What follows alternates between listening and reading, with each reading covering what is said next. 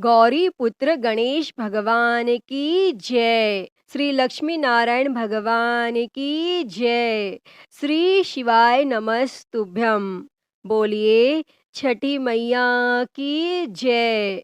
प्रिय भक्तजनों, आप सभी को छठ महापर्व की हार्दिक शुभकामनाएं। छठी मैया की कृपा आप और आपके समस्त परिवार पर सदा सर्वदा बनी रहे। भक्तजनों, कार्तिक मास के शुक्ल पक्ष की षष्ठी तिथि को डूबते सूर्य को अर्घ्य देकर उत्सव मनाया जाता है और हम सभी इस महापर्व को छठ के नाम से जानते हैं। इस व्रत में भगवान सूर्य की आराधना पूरी लगन और निष्ठा के साथ की जाती है और छठी मैया का यह महापर्व पूरी श्रद्धा के साथ मनाया जाता है। इस व्रत को करने से आपकी संतान सुखी रहती है और उसे दीर्घ आयु की प्राप्ति होती है और वहीं छठी मैया निसंतान लोगों की भी खाली झोली भर देती है। तो प्रिय भक्तजनों, आज हम इस वीडियो में छठी मैया की कुछ पौराणिक कथाओं को सुनेंगे। तो आप सभी भक्तजन बड़ी ही श्रद्धा, ध्यान पूर्वक और प्रसन्न चित्त मन से इन कथाओं को पूरा अवश्य सुनिएगा। तो सभी प्रेम से बोलिए छठी मैया की जय। पहली कथा के अनुसार बहुत समय पहले की बात है। एक परिवार में माँ, बेटा और उसकी बहू रहती थी। बूढ़ी माँ छठ माता की परम भक्त थी और वह हर साल छठ माता का व्रत किया करती थी। परंतु बहू नए विचारों वाली थी। वह पूजा पाठ में विश्वास नहीं करती थी और एक बार जब बूढ़ी अम्मा छठ माता की पूजा की तैयारी कर रही थी, तो बूढ़ी अम्मा का बेटा आम की लकड़ी तोड़कर ला रहा था और पूजन की सामग्री भी बाजार से खरीद कर ला रहा था। और तभी बुढ़िया माँ की बहू बूढ़ी अम्मा पर हंस रही थी और कहने लगी कि अम्मा, दुनिया कहाँ से कहाँ पहुँच गई है। लोग आज आसमान को छू रहे हैं और आज भी आप इतनी अंधविश्वासी हो। तब पढ़ी लिखी बहू की बातों का बूढ़ी माता पर कोई प्रभाव नहीं पड़ा और बूढ़ी अम्मा तो अपनी ही धुन में मस्त थी। और जब बूढ़ी अम्मा पूजा करने को तैयार हुई, परंतु बहू ने कहा कि माई, यह सब बेकार है। इस उम्र में 3 दिन भूखी रहोगी तो बीमार पड़ जाओगी और अपनी सेहत को भी बिगाड़ लोगी। भूख प्यास से न जाने क्यों लोग खुद को सताते हैं। तब नई बहू की यह बातें सुनकर उसके भोलेपन पर बुढ़िया माँ मुस्कुराने लगी और कहा कि अरे बहू, शादी के बाद मेरी संतान नहीं हो रही थी, तब मैंने यही व्रत को किया था। तब छठी मैया ने मेरी पुकार सुन ली और तुझे पता है बहू, यह तेरा पति भी छठी मैया का ही प्रसाद है। यह अंधविश्वास नहीं है बहू, माता का कण कण में निवास है। मेरी बातों को मानो और तुम भी मेरे साथ छठी मैया के व्रत को कर लो, तो छठी मैया तेरी गोद भी भर देगी। मगर वह नए युग की सोच वाली बहू किसी की कहाँ सुनने वाली थी। वो मुंह टेढ़ा करके सासू माँ से बोली कि मुझको कौन सा दुख है और मैं इस पूजा पाठ को नहीं करने वाली। सुंदर पति मिला है, जीवन में सब कुछ मिला है, आलीशान घर है, दिन रात मस्त रहती हूँ। पूरे गांव में मुझ जैसा धनवान कहाँ। कर्म प्रधान है सासू माँ, कर्म प्रधान है।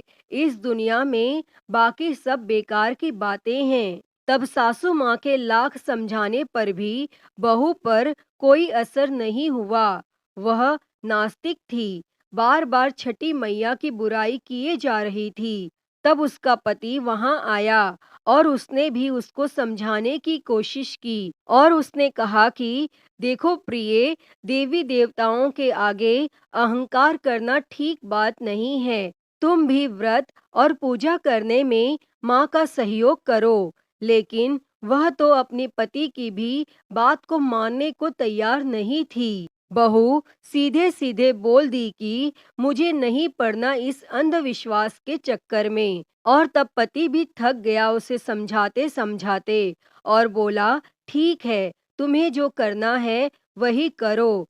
मैं तो छठ माता का घाट सजाने जा रहा हूँ, जिससे मेरी माँ छठी मैया के श्री चरणों में अपने सिर को झुका सके। और बेटा हाथ में कुडल लेकर घाट पर चला जाता है और छठ माता की पूजा के लिए सुंदर घाट को बनाने में जुट जाता है और अपनी माँ की पूजा की तैयारी में माँ की मदद करता है और आम की लकड़ी को जलाकर अपनी माँ के साथ ठेकुआ सिकवाता है। और पूरी भक्ति भाव से दोनों माँ और बेटे छठ का पर्व मनाते हैं। और बूढ़ी अम्मा के बेटे ने घर और द्वार को गाय के गोबर से लीपा। उसी समय उसकी पत्नी पाँव में सैंडल पहने हुए वहां से गुजरती है और कहती है, हाय, पता नहीं यह कौन सा त्योहार है और पूरे घर को ही गोबर बना रखा है। अब तो घर से बाहर निकलना मुश्किल हो रहा है। कैसे गोबर की दुर्गंध आ रही है। और उसने अपने पति से कहा कि तुम और तुम्हारी माँ बहुत बड़े भक्त बनते हो। देखो जी, आपके बदन से भी गोबर की बदबू आ रही है। अब तो नहाकर ही घर आना। तब बहू की बातें सुनकर बूढ़ी अम्मा बहू को समझाती है कि अरे बेटा, तुझे नहीं पता कि गोबर को तू जो दुर्गंध कह रही है, उस गोबर में बहुत से ऐसे रसायन पाए जाते हैं जिसके लीपने से घर की बहुत सी बीमारियां कोसों दूर चली जाती हैं। तब इतना सुनकर बहू और बिगड़ गई और झुंझलाकर बूढ़ी अम्मा से बोली कि पहले तो लकड़ी पर ठेकुआ बनाया और अब गोबर से लीप कर पूरे घर को गोबर कर दिया।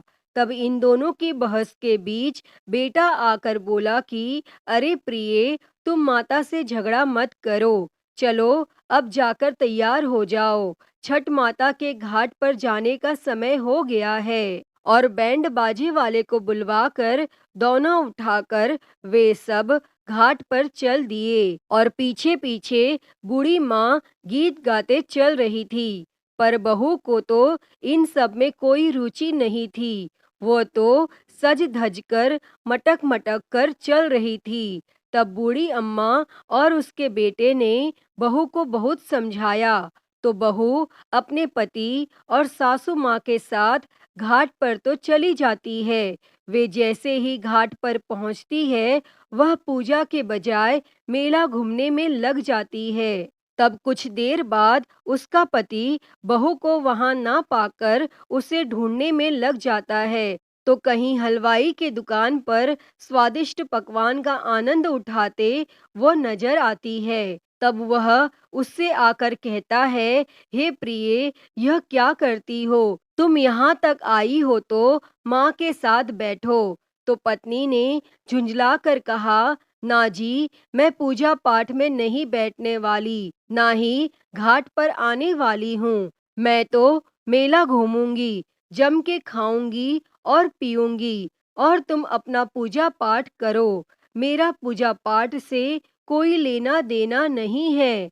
तब इनकी बहस आसपास के सभी लोग देख रहे थे और शर्मिंदा होकर वह पति वहां से चला गया और छठ के घाट की ओर जाने लगा। तब ईख खड़ा करने को वही बेटा घाट की ओर जाता है और जैसे ही वह नहाने को डुबकी लगाता है तो वह डूब जाता है। और डूबता डूबता वह जोर जोर से चीखने लगता है कि बचाओ, बचाओ। लेकिन किसी को भी यह आवाज कहाँ से आ रही है पता ही नहीं चलता।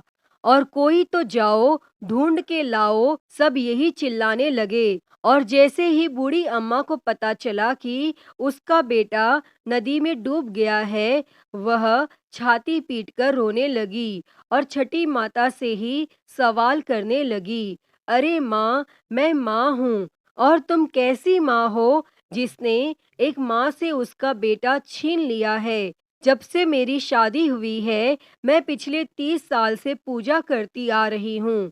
माँ बोल, मेरी भक्ति में कौन सी कमी आ गई थी जो तूने मेरी गोद को सूना कर दिया? मुझसे या मेरे लाल से ऐसी कौन सी भूल हो गई, बोलो, जो तूने मेरे लाल को छीन लिया? अरे माँ, मैं तो छठ घाट तेरी पूजा करने आई थी, तूने तो मेरी दुनिया ही उजाड़ दी। हे माँ, यदि जाने अनजाने में कोई गलती हो गई हो तो उसकी सजा मेरे बेटे को मत दो, मेरा लाल लौटा दो। यदि तूने मेरा लाल नहीं लौटाया तो यह तेरी बूढ़ी भक्त यहीं इसी नदी में कूद कर अपने प्राण त्याग देगी।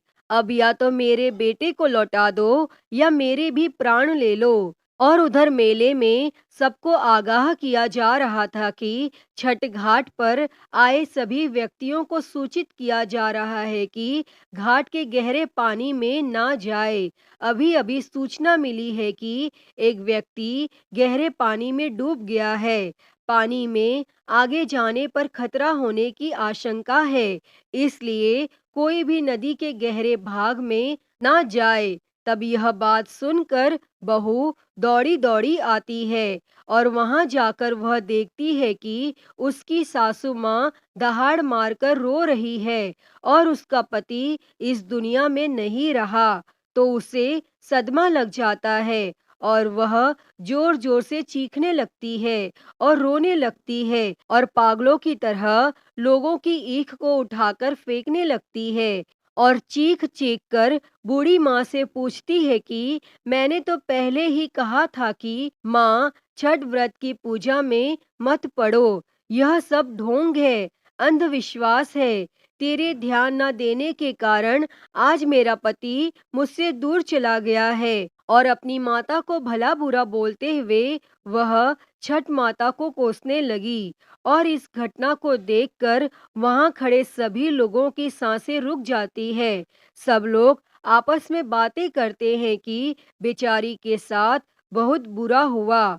और मन ही मन सभी लोग छठ माता को पुकारने लगते हैं कि हे माँ, इस बुढ़िया माँ की पुकार सुन लो। और अब छठ माता तो है ही दयालु, वह कभी अपने भक्तों को निराश नहीं करती, कभी उन्हें बेसहारा और उदास नहीं छोड़ती। और इधर पुत्र वियोग में बूढ़ी माँ अपनी जान देने को पानी में जाती है, वैसे ही नदी के अंदर से एक लहर उठती है और वह लहर किनारे की ओर जोर से आती है और उसी लहर में से उस बूढ़ी माँ का बेटा भी बाहर निकल आता है। और इस दृश्य को देखकर वहां खड़े सभी लोगों की आंखें खुली की खुली रह जाती हैं। सबकी आंखों से खुशी के आंसू आ जाते हैं और बाद में बूढ़ी माँ खुशी से जोर जोर से रोती है और बहू भी खुशी के आंसुओं को रोक नहीं पाती। और यह सारा दृश्य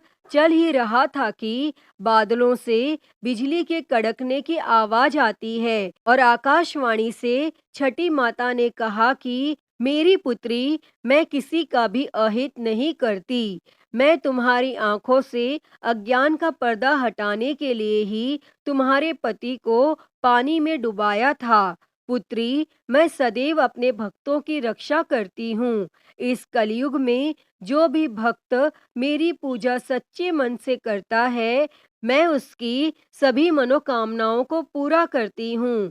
तब इतना कहकर छठी माता अंतर ध्यान हो गईं और वहां खड़े सभी भक्तों ने छठी माता के नाम के जयकारा लगाया। और अब बहू को भी पछतावा होता है और वह भी अब से छठी माई पर विश्वास करने लगती है। तब उसने भी छठी माता का व्रत किया और उनकी पूजा करने के लिए वह घाट पर आई और सास बहू और बेटे ने खुशी खुशी से मिलकर छठ माता की पूजा की। अतः हे छठी माता, आपने जैसे बहू और सास पर अपनी कृपा की, वैसे ही सभी पर अपनी कृपा बनाए रखना। तो सभी प्रेम से बोलिए, छठी माता की जय। प्रिय भक्तजनों, आइए अब सुनते हैं छठ माता की दूसरी कथा। पौराणिक कथा के अनुसार प्रियव्रत नाम के एक राजा थे। उनकी पत्नी का नाम मालिनी था। दोनों की कोई संतान नहीं थी। इस बात से राजा और उसकी पत्नी बहुत दुखी रहते थे। उन्होंने एक दिन संतान प्राप्ति की इच्छा से महर्षि कश्यप द्वारा पुत्रेष्ठि यज्ञ करवाया और इस यज्ञ के फल स्वरूप रानी गर्भवती हो गई और 9 महीने के बाद संतान सुख को प्राप्त करने का समय आया तो रानी को मरा हुआ पुत्र प्राप्त हुआ। तब इस बात का पता चलने पर राजा को बहुत दुख हुआ और संतान शोक में वह आत्महत्या का मन बना लेता है। लेकिन जैसे ही राजा ने आत्महत्या करने की कोशिश की तो उनके सामने एक सुंदर देवी प्रकट हुई। तब देवी ने राजा को कहा कि मैं षष्ठी देवी हूँ। मैं लोगों को पुत्र का सौभाग्य प्रदान करती हूँ। इसके अलावा जो सच्चे भाव से मेरी पूजा करता है, मैं उसके सभी प्रकार के मनोरथ को पूर्ण कर देती हूँ। यदि तुम मेरी पूजा करोगे तो मैं तुम्हें पुत्र रत्न प्रदान करूंगी। तब देवी की बातों से प्रभावित होकर राजा ने उनकी आज्ञा का पालन किया। तब राजा और उनकी पत्नी ने कार्तिक शुक्ल की षष्ठी तिथि के दिन देवी षष्ठी की पूरे विधि विधान से पूजा की और इस पूजा के फल स्वरूप उन्हें एक सुंदर पुत्र की प्राप्ति हुई और तभी से छठ का पावन पर्व मनाया जाने लगा। तो सभी प्रेम से बोलिए छठी माता की जय। प्रिय भक्तजनों, तो मैं उम्मीद करती हूँ कि आपको आज की कथा पसंद आई होगी और अगर वीडियो अच्छी लगी हो तो इसे लाइक करें, ज़्यादा से ज़्यादा शेयर करें और कमेंट बॉक्स में छठी मैया की जय लिखना ना भूलें और हरिहर भक्ति चैनल को सब्सक्राइब कर नोटिफिकेशन बेल को ज़रूर ऑन कर लें। हर हर महादेव। धन्यवाद।